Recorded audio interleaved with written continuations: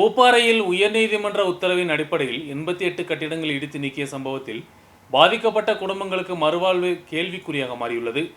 இறக்கிவிடப்பட்ட குடும்பங்களை தங்க வைத்துள்ளது பஞ்சாயத்தின் சுத்தமில்லாத கட்டிடத்தில். இரண்டாவது தினமும் ஜேசிபி உபயோகித்து கட்டிடங்களை இடிக்கும் பணிகள் தொடர்ந்து வருகிறது. குடியிறக்கியவர்களில் வீடும் பூமியும் இல்லாதவர்களுக்கு மறுவாழ்வு உறுதி செய்வதாக மாவட்ட ஆட்சிக்கூடம் வாக்குறுதி அளித்துள்ளது. ஆனால் இப்பகுதியில் குழந்தைகளும் வயதானவர்களும் உட்பட குடும்பங்களை சாலையில் இறக்கிவிட்டுள்ளது.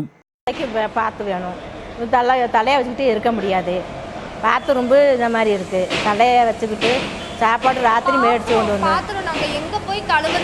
பாத்திரம் கழுவா சௌகரியம் இல்லை, குளிக்கா சௌகரியம் இல்லை, துணி அலக்கா சௌகரியம் இல்லை. தலையின போனீங்க எடுத்தோண்டு போகணும். இதெல்லாம் சாப்பாடு மேடிச்சு கொண்டு வந்து ராவிலையும் மேடிச்சு கொண்டு தந்துட்டு அதனால எங்களுக்கு சீக்கிரத்தில் ஒரு வீடு எங்களுக்கு பார்த்து தரணும், அவ்வளோதே. பூப்பாறை டவுனிலேயே பஞ்சாயத்துக்கு சொந்தமான ஷாப்பிங் காம்ப்ளெக்ஸ் தான் முக்கிய வருவாய் மையம். ஆனால் பாதுகாப்போ சுத்தமோ இல்லாமல் திறந்த காலில் சரியான கழிவறை வசதிகள் கூட இப்போது இல்லை. இங்கே வந்தோம், எங்களுக்கு ஒரு வசதி இல்லை. பின்ன பாத்ரூமில் நேற்று ஃபுல்லாக தண்ணியே வரல. இப்போ கூட போய் பார்த்தீங்கன்னா தெரியும், ஒரு நீட் க்ளீன் எதுவுமே கிடையாது, சுத்தமாகவே இல்லை. பின்ன பாத்ரூமில் கரண்ட் இல்லை. இவங்கள வச்சுட்டு நாங்கள் எங்கே போகிறது, எப்படி தூக்கிட்டு போகிறது, அங்கே வர பாத்ரூம் வர ஒரு வசதி இல்லை. பஸ்னும் நைட்டு மேடிச்சு கொடுத்தோம், ராவிலே ஒரு காலையில் கொண்டு வந்தாங்க, காலையில் ஒரு 10 மணிக்கு கொண்டு வந்தாங்க. இன்னும் மத்தியானம் என்னன்னு தெரியலை.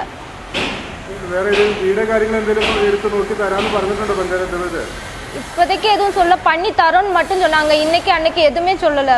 வேற கொஞ்சம் வசதியாக இருந்தால் போதும். இவங்களை வச்சுட்டு நாங்கள் என்ன செய்ய, பாத்ரூம்குள்ளே எப்படி கூட்டு போகிறதுனே தெரியலை. വെള്ളം എന്നാ വന്നേക്കുന്നത്, ഇന്നലെയൊക്കെ വെള്ളമൊന്നും ഇല്ലാതെയായിരുന്നു. ലൈറ്റൊന്നുമില്ല ബാത്റൂമിലെ.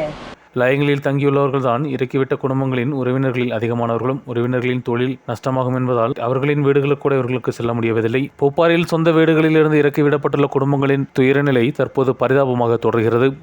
நியூஸ் பியூரோ, ராஜகுமாரி.